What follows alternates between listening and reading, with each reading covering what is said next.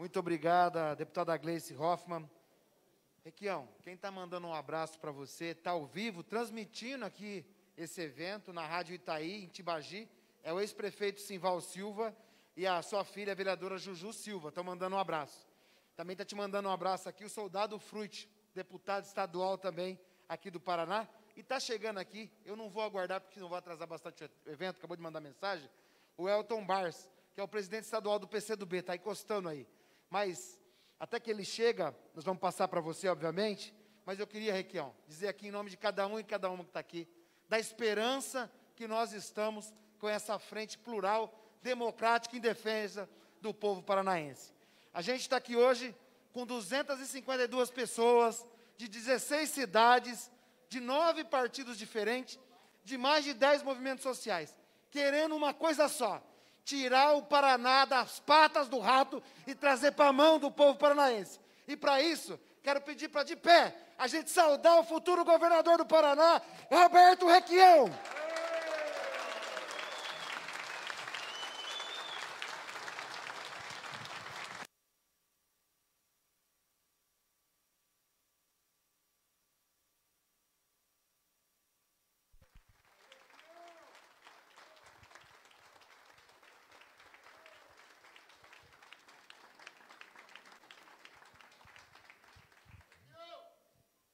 Companheiros, companheiras, foi assim que o Tadeu Venere se referiu a todos nós. Companheiro vem do italiano, do latim compane, com pão. Companheiros são aqueles que, sentados à mesma mesa, repartem o pão. O pão doce e farto dos bons momentos e o pão Venere amargo e difícil de momentos mais cruciais. Vivemos um momento terrível no Brasil. E o que me traz aqui, da altura dos meus 80 anos e da minha experiência, é a minha indignação. A indignação quando homens e mulheres comem sopa de osso. Quando assam, num fim de semana, um pé de galinha.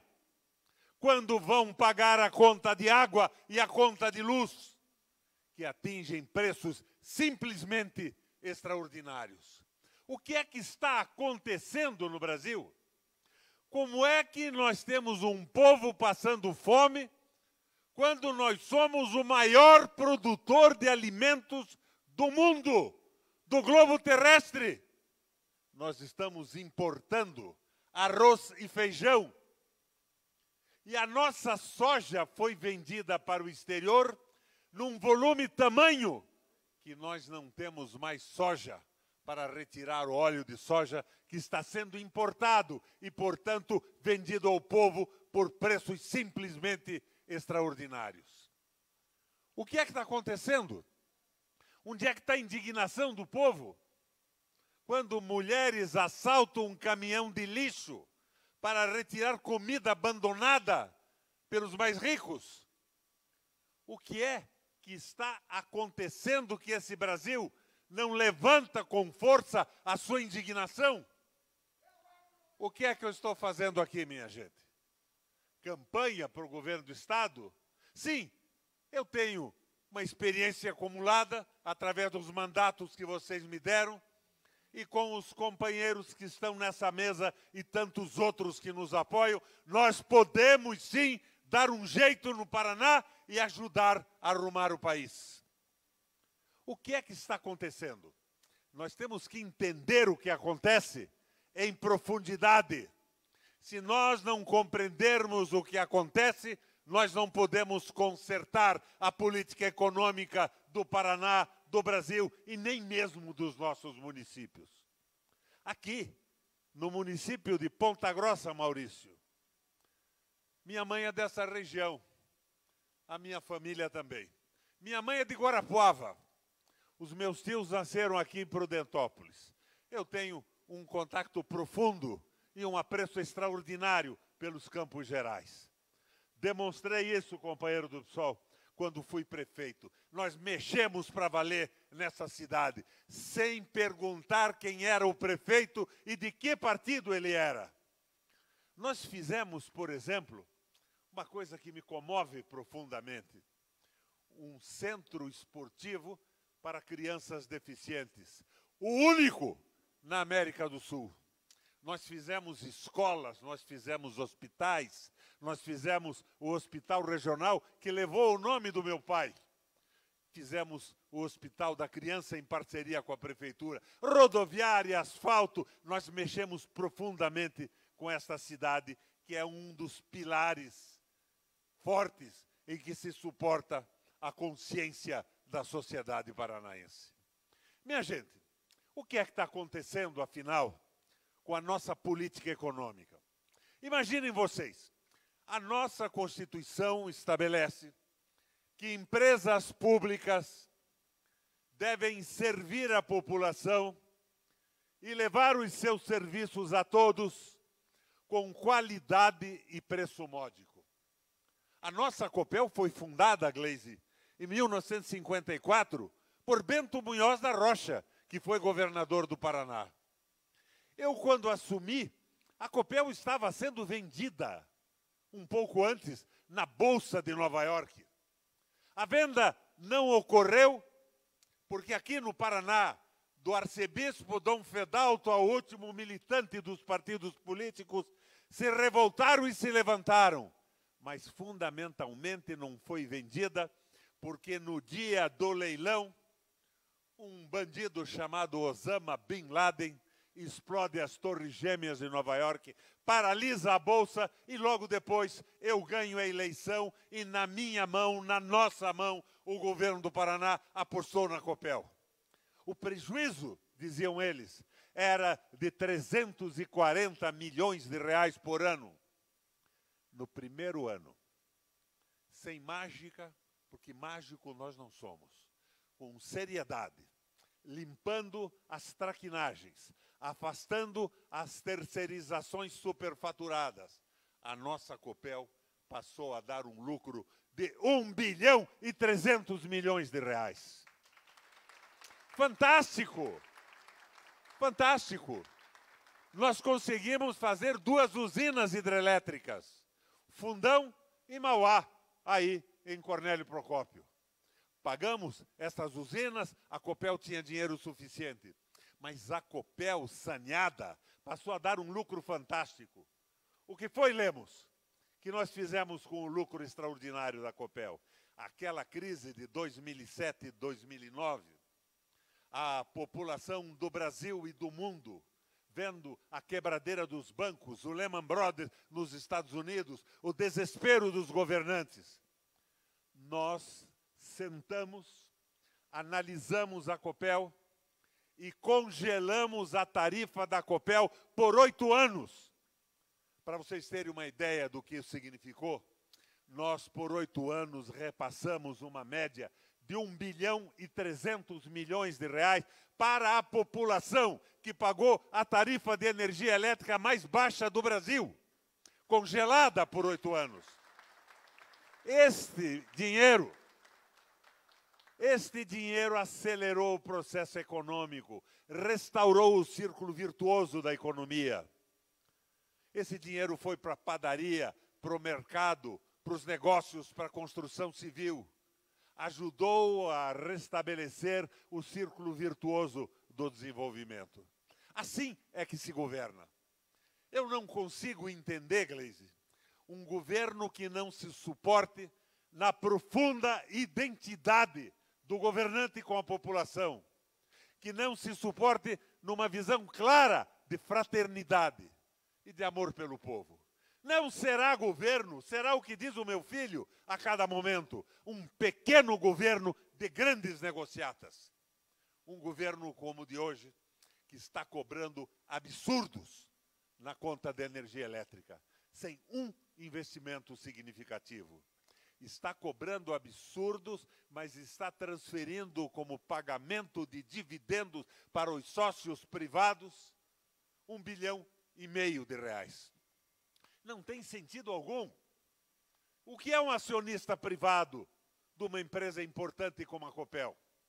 É um cara lá de Dubai, da China, da França, dos Estados Unidos, da Inglaterra, que investiu através de um fundo de investimento na Bolsa de Nova York. Ele quer melhorar a condição da eletricidade no Paraná. Ele quer eletricidade com preço baixo para auxiliar as famílias no momento de necessidade, para fazer com que as empresas se desenvolvam, possam dar bons empregos e bons salários. Não, ele quer o lucro. E as regras da Copel não são mais as regras do Paraná, são as regras da Bolsa, da usura, da cobiça, da acumulação desmedida de recursos por uma parte muito pequena da população. E no caso dessas grandes empresas monopolistas, uma parte da população rica do mundo que nem sabe aonde fica o Paraná. Com a Sanepar é a mesma coisa. Nós distribuímos lucro porque a Copel e a Sanepar têm uma participação privada. E a lei brasileira determina que 25% dos lucros sejam distribuídos para os acionistas. Na minha opinião, não devia ter acionista algum. O acionista de uma empresa pública, monopolista e estratégica é o povo do Paraná, é o povo do Brasil. A empresa deve existir para impulsionar a economia, inclusive a iniciativa privada. Mas a empresa não pode ser arrebanhada por acionistas multinacionais que vivem subsidiando governos corruptos com o raio dos caixa 2 da nossa história política brasileira, financiando eleições e sangrando o povo na veia nos momentos de necessidade. Não tem realmente nenhum cabimento isso que acontece.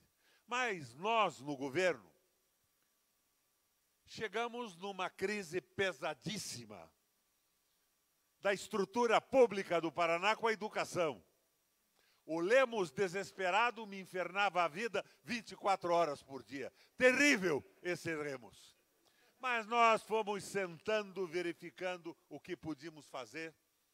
E eu tenho hoje, Gleisi, o orgulho de poder dizer a vocês que nós criamos o melhor programa do governo, dentre outros importantes na educação. Nós colocamos internet de banda larga em 25 mil escolas com a Copel Telecom. Nós construímos escolas no Paraná inteiro, centenas de milhares de canchas cobertas para dar abrigo aos nossos alunos nos dias mais duros do clima do Paraná. Mas nós criamos a formação continuada dos professores. Todos nós sabemos que o ensino no Brasil não é a 10ª maravilha do mundo, mas os nossos professores têm tanta ou mais qualidade que qualquer professor da Suíça, da Suécia, dos Estados Unidos, da Inglaterra ou da França. Nós resolvemos o problema do avanço da qualidade com a formação continuada. Equipamos as universidades fisicamente, Lemos. Salas de aula. Contratamos professores para trabalharem na continuidade da formação dos professores do ensino médio. 1 ano fora de aula para um professor que não pode passar a vida fechado numa sala de aula com uma sobrecarga brutal de alunos, sem tempo para se aperfeiçoar, para avançar. 1 ano na universidade e mais 1 ano universidade e escola na formação continuada que nos colocou, porque aí foi uma vitória dos professores, da APP e da política da Secretaria de Estado. No primeiro lugar do Brasil em qualidade de ensino. O que temos hoje, o que é que me leva à indignação quanto a isso também? Os professores são adversários de uma quadrilha privatizante que quer liquidar com o ensino público. Minha gente, nós temos que mudar este jogo. Eu fico pé da vida quando diz o Requião tem 80 anos. Porra, 80 anos mais corpinho de 44. Eu fui aos Estados Unidos. E depois fui a Bruxelas. Eu, nos últimos anos, presidi a Eurolat, o Parlamento Europeu Latino-Americano, que tem sede em Bruxelas. E também presidi a seção brasileira do Parlasul e do Parlatino, que tem sede em Montevidéu e no Panamá. Mas eu fui aos Estados Unidos, depois fui a Bruxelas, para fazer uma avaliação. Que história é essa? Não, o Requião tem 80 anos. Fui naquelas clínicas. Vocês não imaginam as máquinas, coisas assustadoras, fantásticas. Entrava por uma introdução redonda, saía por uma quadrada, e no fim eles me disseram: Requião, você tem razão de fazer a sua avaliação. Todo mundo tem um horizonte de vida. A nossa vida é finita. E você tem que pensar em agir como você quer, porque você aprendeu muito, porque você acha que pode ser útil, dentro do horizonte de tempo. E daí me deram a sentença que não me descontentou completamente. Se Requião, projete a sua vida política para os próximos 40 anos. Depois se aposente. Então, quando eu vejo o pessoal dizendo o Requião tem 80 anos, o que fez a Gleisi agora há pouco, eu lembro, eu era deputado estadual e eu chamava a Gleisi de tia. Ela aparecia lá no gabinete. Eu acho que acumulamos conhecimento. Afinal, essa porra de cabelo branco tem que valer alguma coisa. A experiência da prefeitura, a experiência do Senado, a experiência do governo do Estado. Nós temos condição de colocar o Paraná nos eixos. Mas eu faço uma reflexão mais séria sobre tudo isso. Fui governador 3 vezes. A gente tem limites no governo do Estado. Eu não fiz mais porque não podia. Eu não emito moeda. Eu não contrato empréstimos. É o governo federal que manda nisso tudo. É um raio do ministro da Fazenda. Nós precisamos, para fazer um governo de verdade, minha gente, de uma parceria de verdade. Eu estou analisando os partidos políticos que disputam com candidatos estas eleições. Os companheiros do PDT lançam o Ciro, o PT lança o Lula. Eu acho, de alma aberta para vocês, a melhor maneira de fazer política é dizer a verdade. A empulhação não vai a lugar algum. Que o Lula é virtualmente o presidente da República. Eu chego a esta conclusão pelas pesquisas que leio e pela experiência de 40 anos na política pública do Brasil. Mas eu estou trabalhando com muitos companheiros do PT e outros companheiros de outros partidos para cobrar do Lula uma política compromissada, mais dura e mais firme.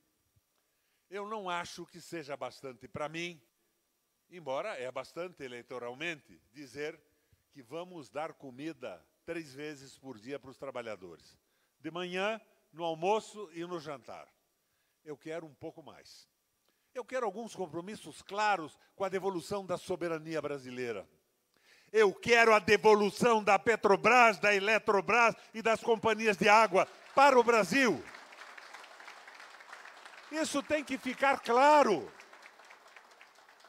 É evidente que não é possível isso só nas mãos de um presidente da República. Mas se nós tivermos um compromisso popular transparente e exigente em relação a esses pontos, nós estaremos também ajudando a eleger deputados da oposição que tenham essa visão. Se a coisa for muito aberta, vocês sabem que em determinado momento a canalha toda virá com a gente nesta virada que o Brasil e o Paraná vão sofrer. Os canalhas se elegem e continuam sendo nas assembleias os mesmos canalhas, negociando e vendendo voto. Então, nós estamos cobrando uma frente, e o meu sonho é termos um único candidato à presidência da República.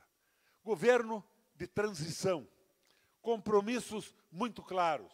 O Lula é o favorito porque parece que ele ganha a eleição com 62% hoje, apesar disso não ser uma verdade absoluta no Paraná, no Rio Grande e em Santa Catarina. Mas as últimas pesquisas já colocam o Bolsonaro com 22% no Paraná, o que é uma miséria para quem fez 74%. Então, o fundamental, numa reunião como essa, que estamos aqui com o peito aberto e tentando levar esclarecimento a vocês em cima daquilo que entendemos e aprendemos no exercício da política, é a elevação da consciência popular. Nós temos que saber por que isso está acontecendo. O que é este raio de liberalismo econômico? E eu consolido tudo isso para terminar na palavra do Papa Francisco. Cara porreta, apesar de ser argentino. Ele declara outro dia que o mundo tem que entender que a ganância humana, a exploração dos trabalhadores, a transformação de trabalhadores em objetos, em máquinas de trabalho, sem garantias, sem direitos, sem aposentadoria, está nos levando a um impasse definitivo. Isso precisa ser encerrado. Vocês notaram? Eu não pronunciei a palavra do maluco do Bolsonaro e não me referi ao idiota do Guedes. Nós temos que entender que eles são instrumentos, são animadores de picadeiro desse circo em que interesses do capital internacional transformaram o Brasil. Nós precisamos de uma sociedade de dirigentes que tenham amor pelo povo, que tenham identidade absoluta e que, no exercício do poder, pratiquem a fraternidade. Por isso, companheiros, estamos aqui. Um abraço a vocês. Me chama que eu vou pra mudar de verdade. Me chama que eu vou construir com vontade. Me chama que eu vou, peito aberto, rumo certo. Me chama que eu vou, o futuro está perto. Me chama que eu vou abraçar a esperança. Me chama que eu vou avançar com segurança. Me chama que eu vou, Requião, eu vou, meu irmão. Pessoal, antes de todo mundo ir embora, vou pedir uma gentileza para vocês. Vamos se organizar aqui em pé.